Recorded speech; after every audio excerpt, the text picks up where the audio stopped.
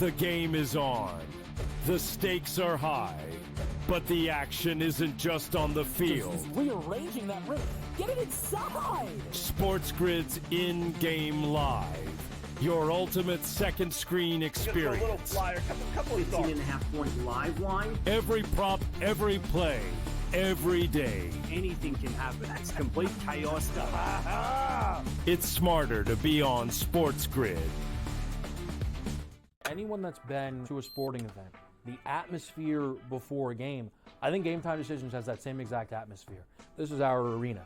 This is what we do. There is going to be an energy to Game Time Decisions that you will feel night in and night out. The excitement you get when you lock your bets in, when you're figuring out what you want to do, we can zone in on the biggest games each night. I want this to be the place that people come to before the games start so they feel as ready as possible to lock in their cards. We are going to hit every single one of those markets that you need to know about. We're going to go through every single thing, and I've got a great team behind me that's going to help me get the job done. There is not going to be a better place, I promise you, than Game Time Decisions to get that new information, react to it, and be able to then bet accordingly. We will have everything at our disposal, and we will use that to our advantage. I'm Kevin Walsh. Tune into Game Time Decisions from 6 to 8 p.m. Eastern on SportsGrid. The two guys that can do it all. Too much electricity this morning. This is a good time. We're having a lot of fun. I had to do a triple take. Ka-ching! Why? Because of parity. I didn't mean to offend. Yeah, it's not going to happen. Load management is a dirty word. Let him rip. You know what? Circumstances provide the results. What? How do you do this one? Oh, Donnie, you got such a good show there. A network that is booming. The Early Line, only on Sport.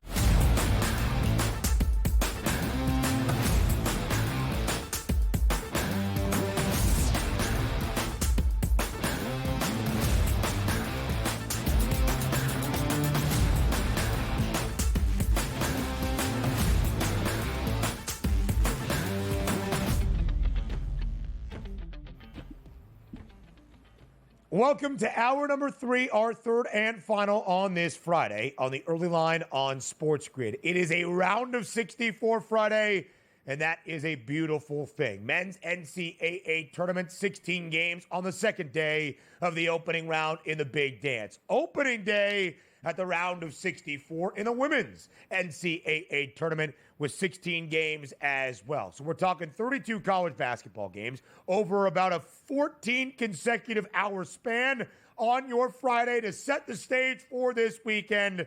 Again, it is the most wonderful time of the sports calendar year. We will continue to preview the games that you need to know for this round of 64 Friday. We'll talk the women's big dance a little bit later on and an early sneak peek at the round of 32 matchups that we have set for all 32 teams and 16 games in action yesterday on a Thursday in the tourney. Donnie, one more hour to go, but so much to break down and preview.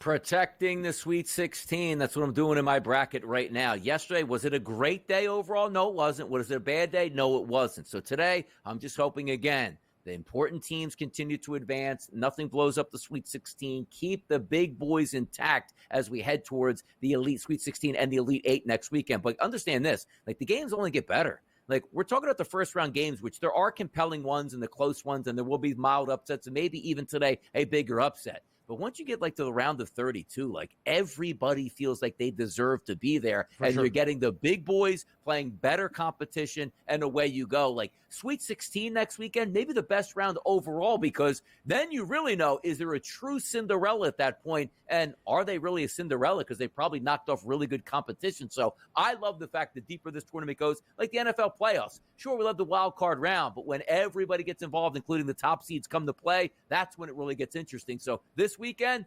phenomenal stuff. And once again, starts today at noon. DRS, when you look at the spreads for the round of 32, there are not many that are more than just a couple of possessions. The largest number in favor of Auburn, the number 1 overall seed against Creighton, that's 9.5. No double-digit spreads at this moment for the round of 32. We'll see what happens on this round of 64 Friday. But, of course, we have seen a round of 64 Thursday already in the books. A couple of upset victories, some Cinderella runs beginning.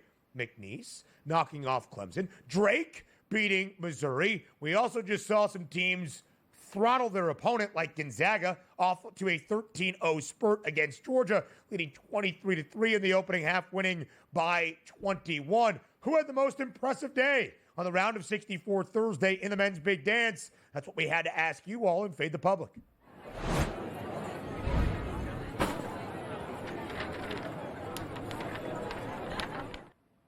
Which team had the most impressive Thursday NCAA tournament victory in the big dance? That was the question at SportsGrid on Twitter. We gave you 3 options. If you wanted a 4th, we asked for a reply. Arkansas holding off Kansas, winning outright as a 5.5-point dog in a game that featured a ton of notoriety and a ton of brand names from those coaching staffs. McNeese pulling off the upset over Clemson. Gonzaga absolutely routing Georgia, or was it another? Again, at SportsGrid on Twitter, here are the results. Most people, DRS, backing McNeese. When you are a 12 seed, even when things are expected maybe to go your way and you win outright as a 7.5-point dog, you get that public love, 45% of the vote. DRS, are you fitting the public? Yeah, I'm fading the public. McNeese, that was a whack game overall, man. Nobody enjoyed that game watching it through. The key word is impressive, and when impressive means you make some money on the game and you put your neck on the line. That was the Arkansas Razorbacks. What was it? What was it back in it? Was it 40 minutes of hell or 48? What was it under Nolan Richardson? 40 minutes of hell, I believe. Tagline for them. I believe it was. I think it was 40. Yeah. Or was it the length of the court? What's the length of the court, by the way? It wasn't that. 94 feet? Yeah. That might be right. That kind of sounds like it.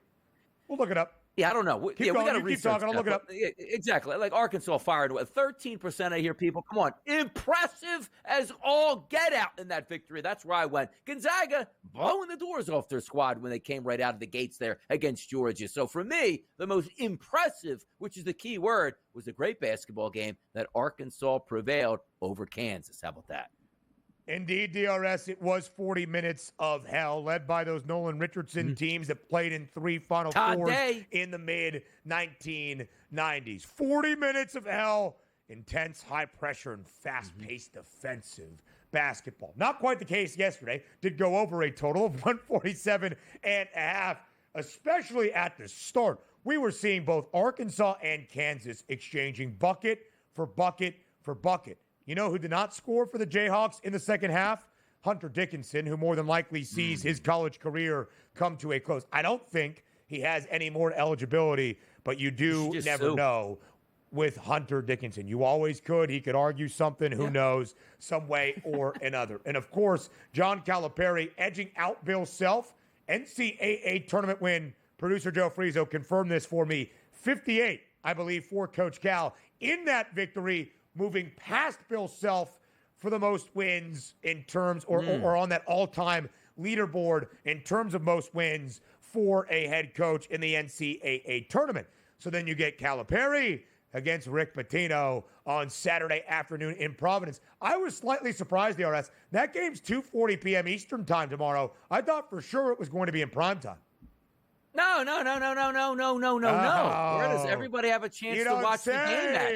More. The tournament made this move, put them in the same bracket, and said play them early where every single person, man, woman, child, can go out, have a good time, and watch this basketball game, and the ratings will reflect that. Put it in prime time, half the country ain't watching it. Just the way it is. You got to go to bed. 6.5 point spread in favor of the Johnnies, by the way, in that 2-10 split in the bottom portion of the West region. St. John's not a good first half team, but they find it in the second half. So live betting options on your Saturday afternoon, or if you think Arkansas can keep pace, they're getting 4.5 in the first half. Good look last night. St. John's was up by 5. Omaha easily covering as a double-digit opening half favorite, only for the Johnnies to win by 30, pulling away in the second half. I also could not vote for McNeese, so slightly fading the public because of how that game ended, ripping it out of my chest. One of the worst beats I have ever had that game somehow, some way. 44 combined first half points.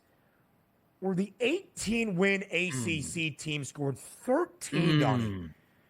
Yeah. Still, really, Yeah. it felt like a cursed day for me. It was a bad day. Purdue and High Point. High Point's worst offensive performance of the year. They score 63, dead under. That game comes back to get me over. I thought VCU's defense would be better against BYU than it was. The Cougs winning, by the way, we got a reply from somebody in the Fade the Public poll saying BYU's performance in Denver against the Rams was impressive. I would agree with that as well. Yale never really in it, but always kind of staying around, giving me hope, giving me heart palpitations. If you couldn't tell, it was not my best round of 64 Thursday, DRS. Nah, look, maybe if you had a bigger TV, you could have invested a little bit more time and said, I could see this game clearly and absolutely knock it down at this point. That's the way it is.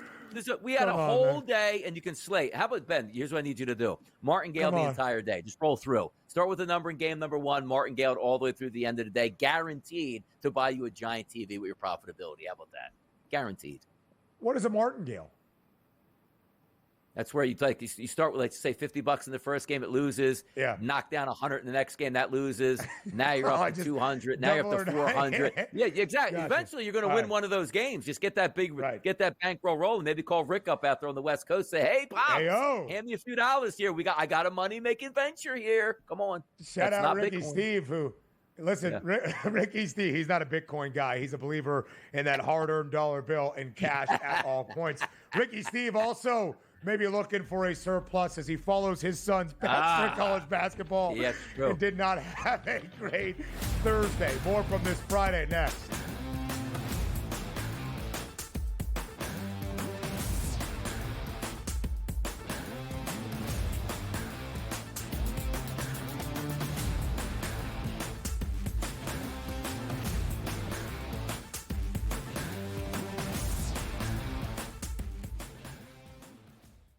That magical time of the year when everyone suddenly becomes a basketball expert.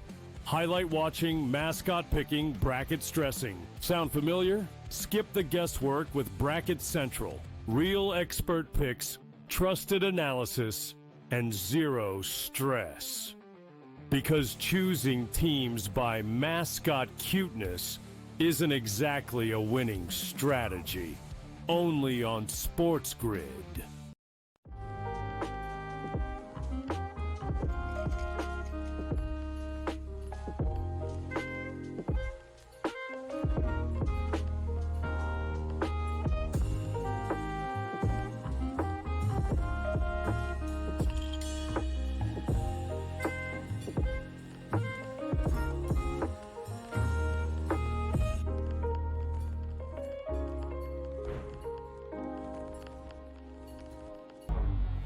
Two guys that can do it all. Too much electricity this morning. This is a good time. We're having a lot of fun. I had to do a triple take. Ka-ching! Why? Because of parity. I didn't mean to offend. Yeah, it's not going to happen. Load management is a dirty word. Let him rip. You know what? Circumstances provide the results. What? How do you do this once? Oh, Donnie, you've got such a good show there. A network that is booming. The Early Line, only on SportsGrid.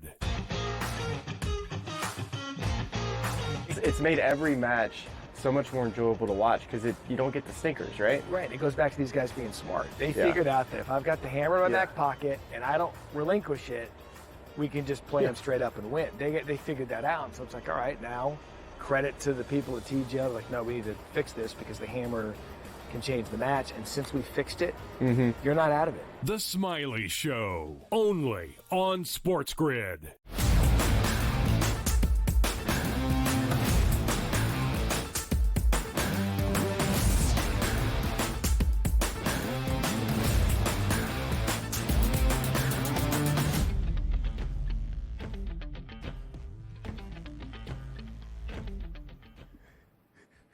Round of 64 Friday at the 2025 men's and women's NCAA Tournament. Second day in the round of 64 in the men's big dance. Opening day in the round of 64 for the women's tourney as well. Maryland and Grand Canyon. A matchup of a 4 seed and a 13 seed, if I am not mistaken, in the West region, right? I'm correct in saying such a thing as we get going here between the Terrapins and the Lopes, the Antelopes of GCU, who have been to the big dance 4 times in the last 5 years, led by a March legend, formerly for Valparaiso. That would be Bryce Drew. Total 149.5, double-digit spread in favor of the Terps. 413 split, big number in favor of Maryland, DRS. Can the Terps get a win and a cover in the round of 64? Yeah, it's always tough with the 10.5, but I do think they can get the win and the cover. Have I watched a lot of Lopes basketball this year? No, but when you look at the metrics for them, Maryland is a great defensive team. And anytime you're a great defensive team when you're going against lower level competition, no disrespect to Grand Canyon, but not as good as a team like Maryland, that's where I think you struggle, because Maryland does everything well on defense, and that could be an issue. And you know me, Ben. I see the 10.5 points, and I say to myself, how can Grand Canyon stay inside that number here? Well, you can score on Maryland because their point distribution is 35th in the country at allowing you to score inside the arc. But you know me.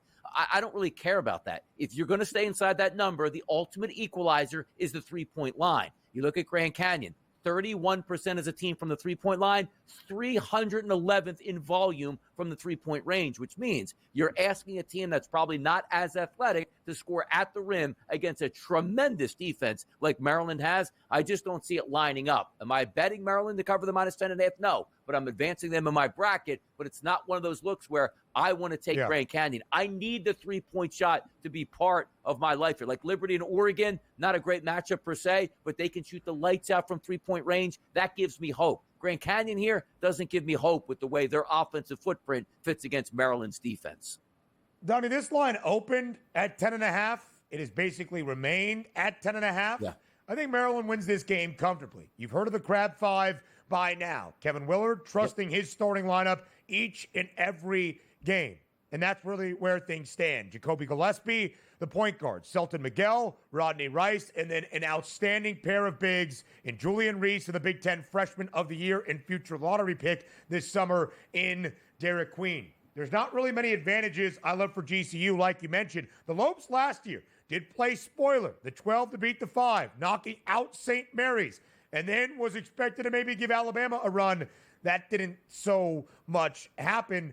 But Grand Canyon, this year, really not as good as last year. Last year, elite defensively. This year, sound. Last year, didn't love to shoot the 3. This year, they still don't love to shoot the 3. But when they shot it last year, better than this year. Really, every matchup kind of favors Maryland. Here's a really good game that I love today in the East region. Also a 4-13 matchup, Arizona and Akron. The Zips, the champions of the MAC. Arizona, a team that the odds makers in the net ratings and the analytics believe a lot more in than I do. 14.5 point spread. Total for a 4-13 game, 166.5. Both teams want to play fast, and both teams can score. DRS, how competitive and high scoring is this matchup today between the Cats and the Zips?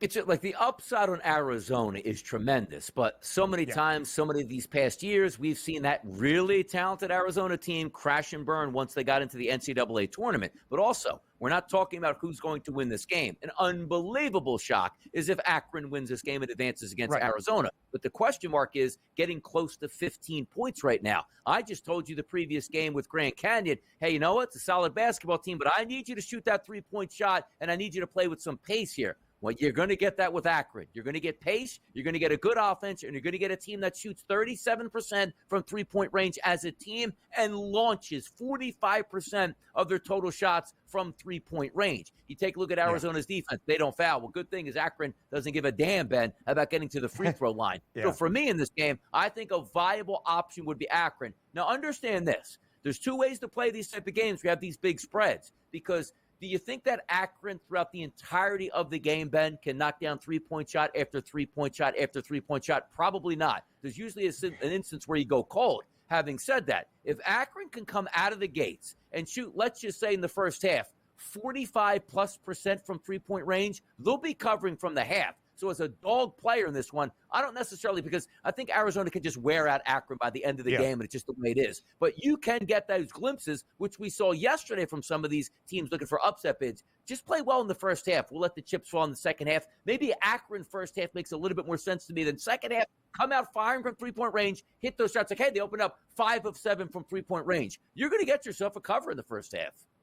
I love John Gross. I love this Akron team. One of the first bets I made, Akron plus 14.5, because both teams will allow you to do what both teams want to do offensively. The three-point shot is the great equalizer. The Zips have to be good, have to be efficient. The volume is certainly always there. I think Akron keeps this game within the number. Donnie, those are both 4-13 games that will take place in Seattle. Yesterday, both 4 seeds knocking out the 13 seed, as you might expect. Both teams covering. Texas A&M, 7.5-point favorite against Yale, won that game by 9. Purdue, 7.5-point favorite against High Point, won that game by double digits. Both of those 4 seeds seemed susceptible, at least based on what the odds makers were telling you and what we thought could happen.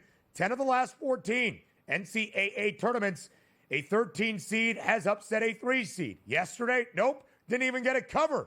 Maybe we see some chaos today. DRS elsewhere as we continue to preview games. Kentucky hoping to wash away the bad taste of losing last year as a 3 seed to a 14 seed in Oakland, this year as a 3 seed, but of course a completely different coaching staff and a completely different roster. It is Mark Pope in the Cats taking on the Sun Belt champs in Troy. How do you make sense of this matchup?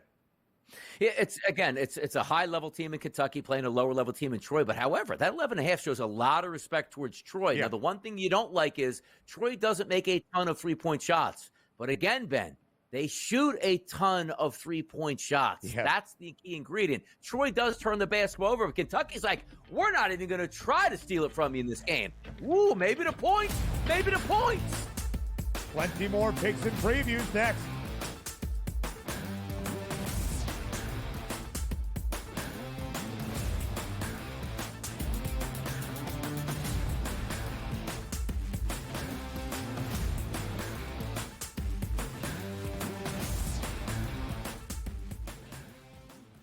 Looking for an edge in betting basketball? Injuries can make or break a game. Get insider knowledge from Dr. David Chow and the team of experts with Sick Picks at Sports Injury Central. We reveal hidden health-based advantages the sports books miss. Our doctors provide insights, and our algorithm tells you who to bet on. Spreads, props, totals, in-game bets, Sick Picks covers it all. Go to SickScore.com and sign up for Sick Picks and use the promo code SportsGrid for a free week today. Your gut says Miami is going to win, and you should take the over. Your gut also said your NFT selfies would only go up in value. They didn't. But your head is on SportsGrid and knows the QB is in concussion protocol. The backup has a 45 QBR against the zone coverage. The New York D has the most sacks in the league. So yeah, trust your head. It's smarter to be on SportsGrid. Anyone that's been to a sporting event, the atmosphere before a game, I think Game Time Decisions has that same exact atmosphere. This is our arena. This is what we do. There is going to be an energy to Game Time Decisions that you will feel night in and night out. The excitement you get when you lock your bets in, when you're figuring out what you want to do, we can zone in on the biggest games each night. I want this to be the place that people come to before the games start so they feel as ready as possible to lock in their cards. We are going to hit every single one of those markets that you need to know about. We're going to go through every single thing, and I've got a great team behind me that's going to help me get the job done. There is not going to be a better place, I promise you, than Game Time Decisions to get that new information, react to it, and be able to then bet accordingly. We will have everything at our disposal, and we will use that to our advantage. I'm Kevin Walsh. Tune into Game Time Decisions from 6 to 8 p.m. Eastern.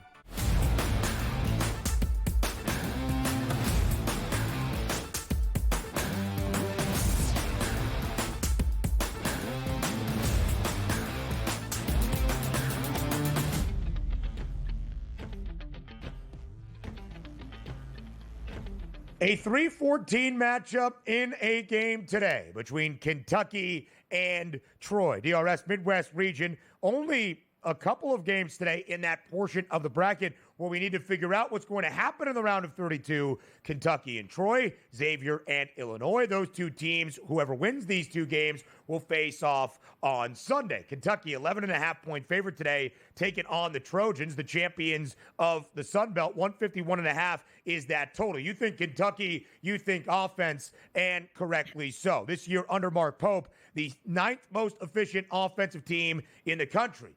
But you don't really think defense. Outside of the top 50, 57th. And as you said, a non-steal percentage of 4.7. That is 364 out of 364. Bottom of the barrel nationally in college hoops. So they're not really trying to be out there to be in line for turnovers, which, of course, could benefit Troy, as they're just trying to keep this game within single digits. Exactly, and that's what you're giving a hope for. Am I saying that I got to run to the window here at 7 o'clock where I'm live on the air here on the SportsGrid Network? Like, Troy's my favorite play of the day, because they don't do a lot all that well and can be negated. Like, hey, man, Troy's really good at offensive rebounding. You think that's going to be the same against Kentucky here, who's probably going to beat them up and have more of an advantage just with athletic ability? But there are some things, again, the ultimate equalizer. Yes, Kentucky does defend the three-point shot well, but they'll let you shoot it. And Troy's offense, like, they're probably not going to make a three-point shot here in Milwaukee on a neutral site against a better team like Kentucky, but that's the equalizer. It's one of those games where Troy could get beat by 25, or Troy could be giving Kentucky a battle into the second half because of the three-point shot. We'll find out, but if Kentucky is as efficient as they were in SEC play, which was the best competition in the country, why can't they just slay Troy on defense, you know? Yeah, I completely agree, DRS, but Troy's pretty sound. I think that game is compelling in Milwaukee today. 3-14 matchup from the Midwest region. Also in Milwaukee, 3-14 split in the South region. Iowa State taking on the champions from the A-Sun. That would be Lipscomb. Lenny Acuff in his 6th year there in Nashville, leading the Bisons to the big dance for the first time. First time for Lipscomb in total since 2018.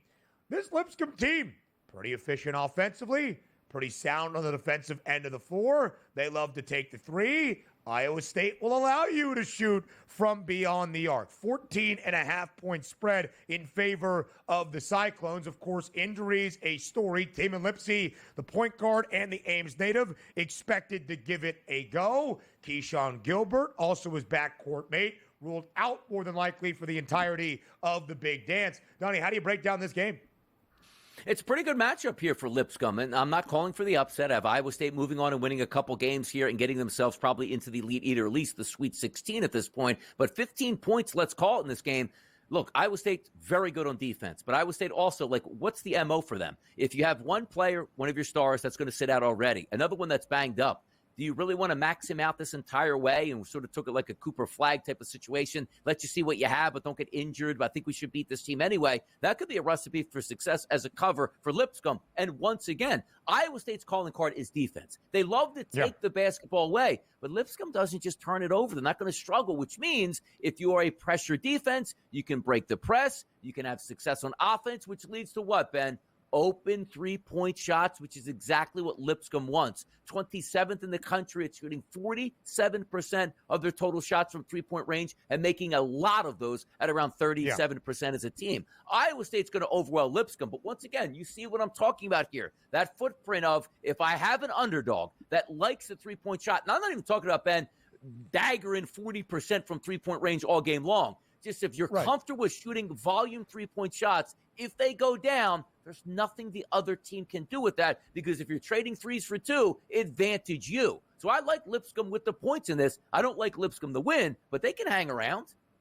I was a lot higher on Iowa State before the injuries. In fact, as I have shared, the very first bet I made on the very first day of the college basketball season, Iowa State to the Final Four. I still think Iowa State wins this game. I agree with Donnie. I think the Bisons can keep it close. At least the matchup presents the opportunity for Lipscomb. Iowa State would be in for a very interesting game if they win this one, depending on what happens in the South region with North Carolina and Ole Miss today in Milwaukee as well. 2-15 matchup in the South region. That's Michigan State and Bryant. We will talk about this game more on the other side of the break. The Spartans, 17.5-point favorite. Regular season crown in the Big Ten. Number 11 with Tom Izzo. Year number 30 under Tom Izzo. Trying to get back to the Final Four for the first time since 2019. We'll break down MSU and Bryant, led by Phil Martelli Jr. as their head coach. That's next here on TEL.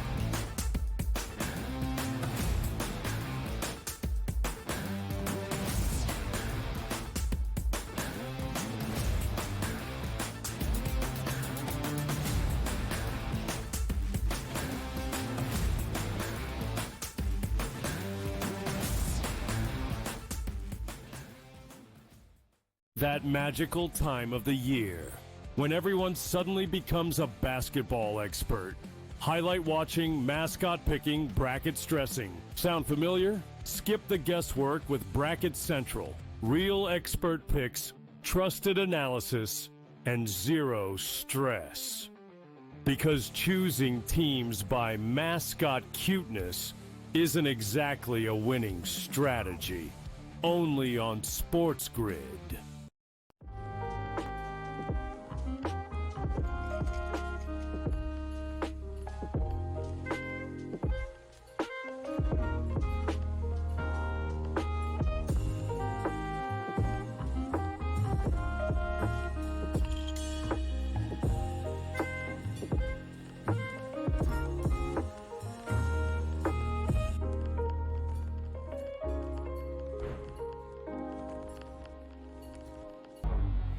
Two guys that can do it all. Too much electricity this morning. This is a good time. We're having a lot of fun. I had to do a triple take. Ka-ching!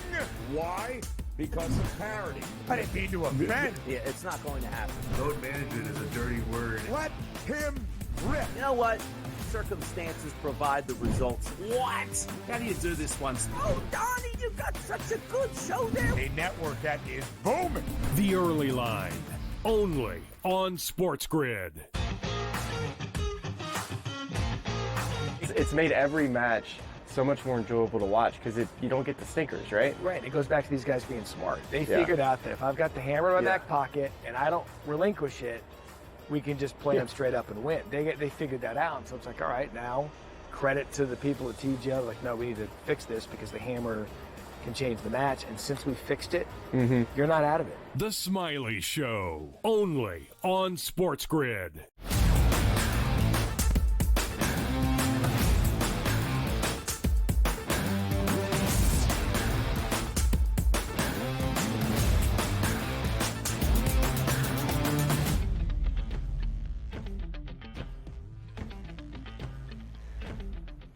Live right here on this round of 64 Friday at the 2025 Men's NCAA Tournament. A couple of two seeds in action. Let's start with the South region. Michigan State taking on Bryant. DRS this game late night in Cleveland, Ohio. The Spartans a 17.5-point favorite against the Bryant Bears, the champions from the America East, led by Phil Martelli Jr., of course, his father, Phil Martelli Sr., a coaching legend, a conference championship this year for Bryant as well. Donnie, not sure if you've dove into the scouting report for the Bears, but everybody in their starting lineup, you want to talk about length. Everybody, Bulldogs, excuse me. Bryant Bulldogs. Did I say Bears? Bryant Bulldogs. Bryant Bulldogs. That's Bears. On me. Yeah. Everybody in the starting lineup for Bryant, 6'6", and above. Maybe some of that length and the tempo that Bryant plays at. Can it frustrate Michigan State today? Here's the problem. We see that big line at 16.5, and you say to yourself, well, how's Bryant going to attack in this game? Can he shoot the three-point shot? Who's the best team in the entire country at defending the three-point line? It is Michigan State. Top 10 on defense at rebounding. It is Michigan State. Effective field goal percentage, 14th overall. And you look at Bryant from the three-point line, they don't really do all that much to try to defeat you there. But Michigan State is a boring basketball team per se, because they tell us, Ben, I wish we could just take the three-point line out of basketball because we don't use it at all, nor do we actually use it effectively at shooting 328th in the country and only 30% as a team. But the effectiveness for them is getting to the free throw line, that mid-range game, and it all works out well. I have Michigan State obviously moving on, but this team, if I'm looking at one game today, Ben, and I say, where's my excitement meter for it? This has to be dead last. I'm just being honest. It has to. Which, again, shout out the NCAA. Shout out the cameras right there with all the crowds walking by you, Ben. Shout out this right now. Michigan State wins this game and puts a chokehold on Bryant. But having said that, 10 o'clock, come on, man. Who's watching? Not me. Not me. MSU, despite being one of the elite defenses, DRS, and this is one of the things I think we like to highlight, pace and tempo very different than what you do either offensively in your scoring output. You see teams that play slowly but efficiently, or what you do on the defensive end of the floor as well. Michigan State plays fast. They want to get out in transition. They want to be led by their point guard in Jeremy Fears, but they're great defensively. Bryant also plays very fast, 7th fastest tempo in all of college basketball. I still look at the Spartans, the 5th best cover team in the field of 68 that made it to the NCAA tournament. Nobody in college hoops, though, plays faster than that of Alabama, the 2 seed in the East region. The Crimson Tide taking on Bobby Moe. 12:40 p.m. Eastern time tip today. 21.5-point spread in favor of the Tide against Robert Morris, the champions of the Horizon League. 166 in a hook is the total. Donnie, what's the approach?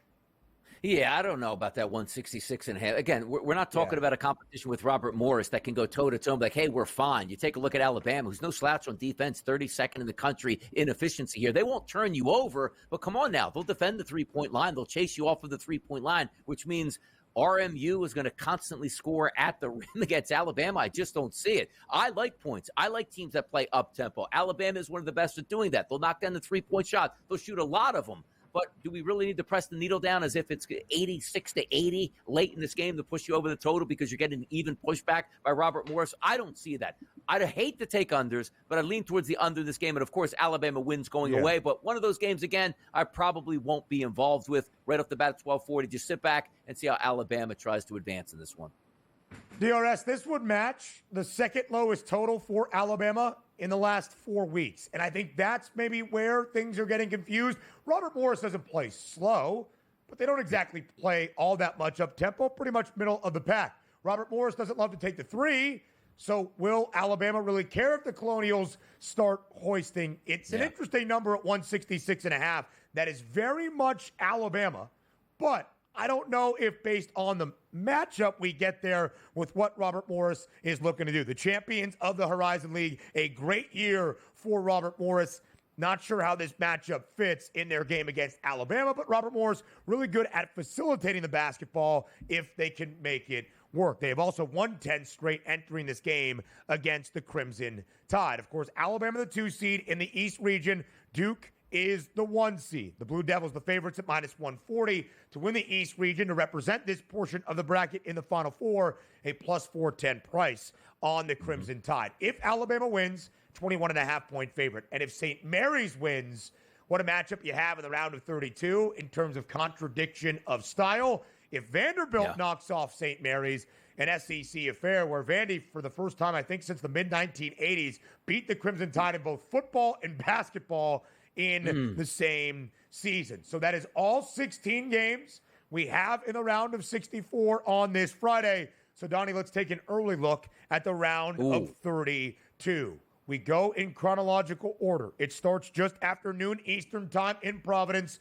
Purdue and the upset-minded McNeese Cowboys led by Will Wade. 6.5-point spread in favor of the Boilermakers. The second game in Providence is one of the games, at least from a headline and storyline perspective, everybody is going to be paying attention to. St. John's and Rick Pitino, Arkansas and John Calipari. 6.5-point spread in favor of the Johnnies as well. How do you break down those two games?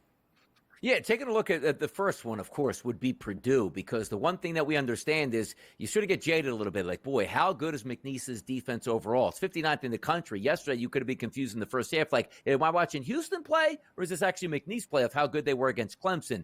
You're not going to get that same sort of effort in the first half that you're going to get from Purdue, because Purdue is absolutely elite at efficiency here, which means not turning the basketball over, rebounding, shooting three-point shots from 38% as a team, 55% from inside the arc. I really, and again, it's not a knock on McNeese. I'm not taking anything away from their first-round victory. It was impressive, even though the final score didn't indicate how impressive it actually was. You're not going to get that type of effort from Purdue out of the first half. Purdue's not scoring under 20 points against McNeese. They'll be able to handle the pressure defense. They'll be able to rebound the basketball and make big shots when they can, which included from three-point range. So just getting a start tomorrow, I was impressed with McNeese State's victory, but I don't think it's a great matchup second round for McNeese going up against Purdue. I don't think you can bully them, steal the basketball, and say, you're going to struggle with our defense. I think Purdue wins that game going away, which means winning and covering the point spread. Yeah, DRS, if you were going to trust any backcourt or maybe any guard in college basketball to take care of it, that would probably be Braden Smith. Purdue plays slow. McNeese plays slow. There will be a lot of pressure, but if you can get into your half-court sets and you're not turning the basketball over and you're able to make shots, unlike Clemson in the first 32 minutes or so of yesterday's game in Providence, I think this is a good matchup for the Boilermakers. Did not love that matchup for Clemson against the Pokes. I think the Boilers are in a good spot. Purdue avoiding the opening round upset against High Point as it changed our March narrative around them. We shall see. Again, St. John's and Arkansas. The Johnnies, not great out the gates, and it's been a consistent thing this year. If you think the Razorbacks can keep it close, not just a 6.5-point spread for the game overall, DRS, but a 4.5-point number in the opening half for the Hogs and the Johnnies. All right, next up on that round of 32 graphic, Michigan, Texas A&M, and Colorado, Texas Tech, and Drake. That's where things are in terms of our timeline tomorrow. A&M, a slight favorite against the Maize and Blue. Texas Tech, a 7.5-point favorite against Drake. Will the March momentum continue for Ben McCollum and his Bulldogs? You know, look, there's, again, the round of 32 is sensational all the way through. But real quick point there on that St. John's game. Without handicapping it, the way I know St. John's likes to play, Ben, like, I really think St. John's wins that game by at least double digits going away. I really believe that because I just like the matchup with Arkansas and Kansas, the way that footprint was in that one, where I wasn't really trusting Kansas. I think you got the best out of St. John's, where not really focused in the first half, really got them together, now playing their peak basketball. I think they really take apart Arkansas in that game. And Texas A&M, from just a matchup standpoint, Michigan is not going to run away from anybody. I think that's what you have to do when you play Texas A&M. If you play that same type of style, like we're just going to try to be big on the glass, Texas A&M will beat you there. So I have some pretty clear inputs tomorrow where I'm saying to myself, you know what? I like some of these games already here, and that's exciting. We'll continue to look at the round of 32, the early lines on the early line next.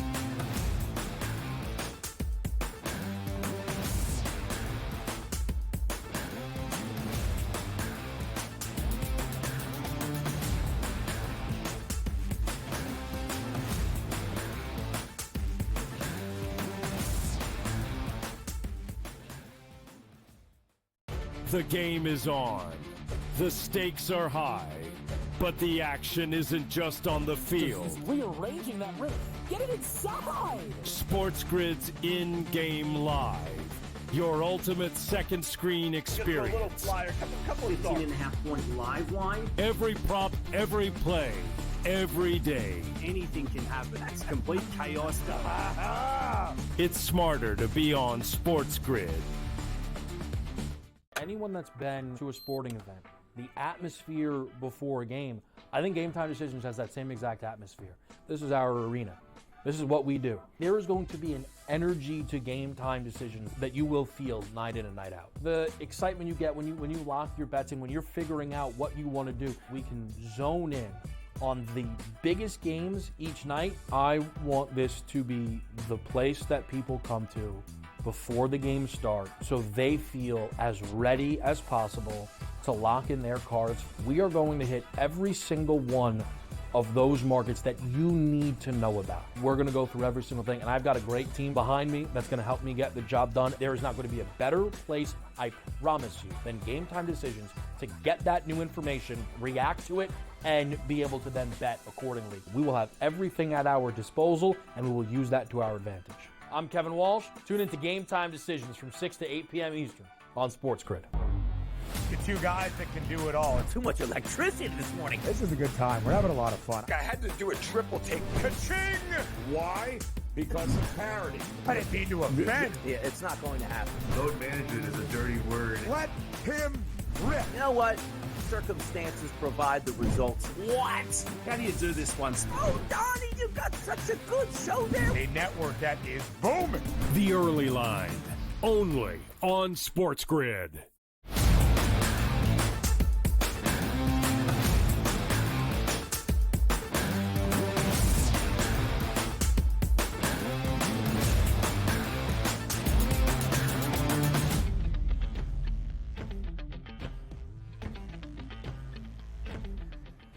Let's continue getting you set for the round of 32 on Saturday because we won't see you after the round of 64 on this Friday. We have previewed and broken down all 16 games over more than 13 consecutive hours of college basketball again. But we do have our 8 round of 34 games for a Friday already set up. Purdue, McNeese, St. John's, Arkansas, our set of games in Providence. Purdue, McNeese in the Midwest region, St. John's and Arkansas in the West region, Texas A&M and Michigan in the South. That game in Denver, Colorado, Texas Tech and Drake in Wichita, Kansas. The Red Raiders, a 7.5-point favorite. This also a game hailing from the West region and that portion of the bracket. Drake yesterday, DRS, controlling the game against Missouri, winning by double digits outright as a 6.5-point dog. Now getting 7.5 against a Texas Tech team I know you really, really enjoy. How close,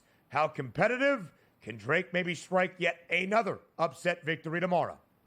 I got to tell you, I do like Drake with the points. I think Texas Tech can win this basketball game in advance, which I expect them to do and have them in my bracket. But understand this, too. I need to be full gas. Texas Tech at full strength is a thing of beauty to watch on offense because they play like an NBA team. Give me the three-point shot. Give me another three-point shot. If that doesn't go down, give me another three-point shot, which Ben, I absolutely love to see that play. But Drake does defend the three-point shot well. And also, a key ingredient yesterday that did not play, Chance McMillan, one of the best three-point shooters in the country, once again with that hockey injury upper body, which people thought he was supposed to play yesterday and didn't. I want to know if that was more, we don't need you in this one, we need you down the line. But does that mean we need you down the line, meaning I hope we win this next game so we can rest you 4 or 5 more days before we get to the Sweet 16? That is a little bit of a worry for me. It's a great basketball game, and yes, I am nervous Drake can actually pull this upset with the way they play basketball. If I do get McMillan playing that game and healthy along with the other starters, yes, Texas Tech should overpower them. They're more talented, and they're the better team. But a little bit of a pause. It's one of those, Ben, where I need to see those reports coming out early in the day. This guy's expected to play. Here's what we think. And maybe even get that leak report of, hey, he has no restrictions on his game today. But the fact that you missed a game that you couldn't play, and we're not talking about, hey, you play 4 days later. You play 24 to 36 hours later. Yeah, I don't like that. I don't like that a lot from Texas Tech.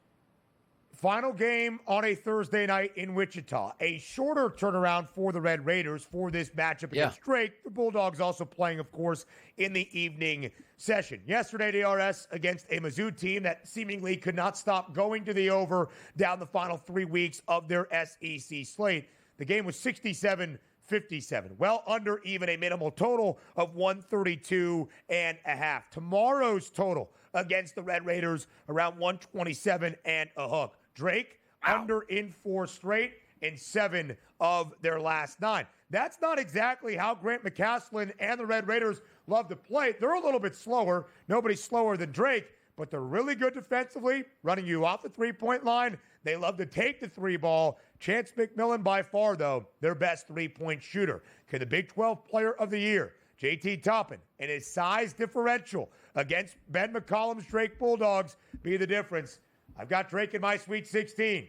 I'm waiting to probably get to a point where this game is close, find a middling opportunity live on the Red Raiders if I can to get close to this number. DRS in the afternoon hours and through our evening time slate. Let's continue with the Saturday at the round of 32. Auburn and Creighton in Lexington. It is our largest spread of the round of 32. The Tigers now a 9.5-point favorite. Some market movement backing Auburn, despite the fact they lost 3 of their last 4, entering the big dance. Did not cover yesterday as well against Alabama State. Why do you think the market is buying back in on Bruce Pearl and his Tigers? Because it's a good matchup for them. It really is. When you just take a look at what Creighton did, hey, make shots from anywhere, you can beat anybody. Yes, that's case in point, but also understand this. If you're looking to bring that flamethrower from the three-point line, it's not against Auburn. They are going to hit you with the extinguisher because they'll chase you off and defend it just about as good as anybody in the country. So if you do take that away and say good luck inside, Auburn's got a very competent defense inside. And then also, the thing that sometimes we lose ourselves for, I know Auburn's taking their punches. They're awesome on defense and incredible on offense in efficiency. And you take a look at a Creighton defense where sometimes the calling card can be, well, we'll frustrate you a little bit. They don't turn you over. So if you have the number 2 most efficient offense against a defense that's not going to pester you or take the basketball away, eventually that's going to win out. I'm buying back on Auburn when I was never out on Auburn, but it seems like everybody is, and I'm not going to let that good Creighton performance cloud my vision. Auburn's better. Auburn handles their business for me. CU 8-2-1 against the spread as an underdog this year, winning outright as a dog in their opening round game against Louisville. 5 outright victories for Greg McDermott and his Blue Jays, booked as the dog this year. But, Donnie, what's so fascinating about Creighton that I think we saw on full display yesterday, they love to shoot the three, but they're not great at it. And they have Ryan Kalkbrenner, who can also shoot the three, but one of the best bigs in the sport. And yet they don't get the ball down low nearly as often as I would like them to. They were elite from three yesterday. They started 1 of 7. They made 7 of their next 8 to end out the opening half and really pull away from the Cards. That's going to be key if you're going to keep this game within that 9.5-point spread. Again, that is the largest so far for the round of 32 on this Saturday. Wisconsin, BYU, one of your favorite games, basically a money line pick 'em, total of 154.5. Houston and Gonzaga. I mean, come on. Doesn't get much better than that matchup in the round of 32. Tennessee and UCLA, total 132.5. Expected to be a slugfest between the Vols and the Bruins. Donnie, in the final minute, before we send you off to the money line, what's your favorite game? What's your favorite play for tomorrow? Yeah, it's not Tennessee. It's not UCLA. Houston, by the way, is going to win by 4.5 points over Gonzaga. I love the fact that Gonzaga looks so damn good, and that first round is getting so much respect. I look for them to just lock in and say, you know what? If this is going to be a rock fight, we'll win this by 6, 7, 8 points, but you're not covering that spread. I got Houston in that game. But BYU, Wisconsin, you look at this game and say, Donnie, both of these teams go ahead and shoot the three-point shot. Both of these teams love the three-point shot. Both of these teams already played a game in elevation where they got used to the surroundings here. I don't know about a side that I'm taking, even though I do have Wisconsin getting past this round. I had them against VCU. But if I'm looking at props, this is my game.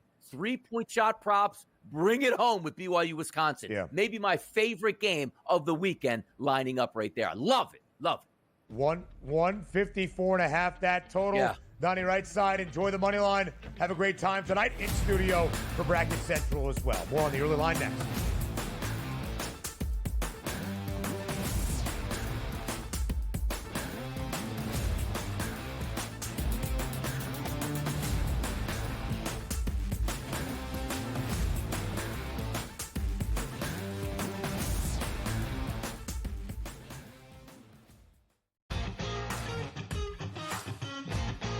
Which is a great place to be. Are you in the locker room? Like, you giving like the Any Given Sunday inches Al Pacino speech? Are we there yet? Oh yeah, I think we've been there. We're gonna have a long talk with Rob today about the 99-199 issue from last week. Like, I just don't get how he is still employed. We got to talk to ownership about that one. The Smiley Show, only on SportsGrid. They are a street ball team. They remind me of an N1 team, right? Yeah. They are street ball fast, park fast, playing in the hood. They are no joke, McNeese. Yeah. They can beat anybody. Well, they won 27 games as well for a reason. It's a bracket. You trust the team to make a run. Feels good until it doesn't. And that's didn't feel good for all that long. Kansas. Only on SportsGrid. The game is on. The stakes are high. But the action isn't just on the field. He's rearranging that roof. Get it inside! SportsGrid's in-game live. Your ultimate second screen experience. A little flyer, couple of thoughts. 18.5-point live line. Every prop, every play, every day. Anything can happen. It's complete chaos. It's smarter to be on SportsGrid. That magical time of the year when everyone suddenly becomes a basketball expert. Highlight watching, mascot picking, bracket stressing. Sound familiar? Skip the guesswork with Bracket Central. Real expert picks, trusted analysis, and zero stress. Because choosing teams by mascot cuteness isn't exactly a winning strategy. Only on SportsGrid.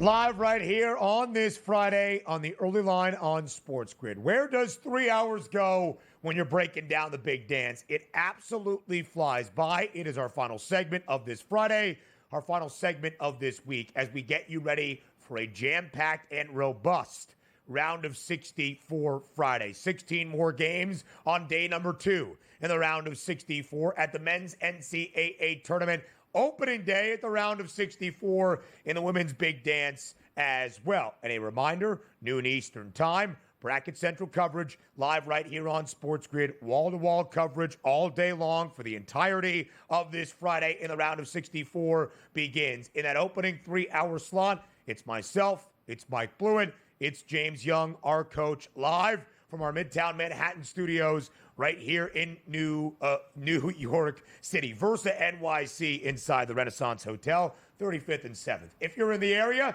you want to come by, great sports watching venue. Grab a beer, heckle us, live bet with us. Let's have some fun. Let's also set the stage for the round of 64 in the women's NCAA tournament in what we will see. My women's NCAA tourney pick 6. My champion is the championship bet that I made back in early January.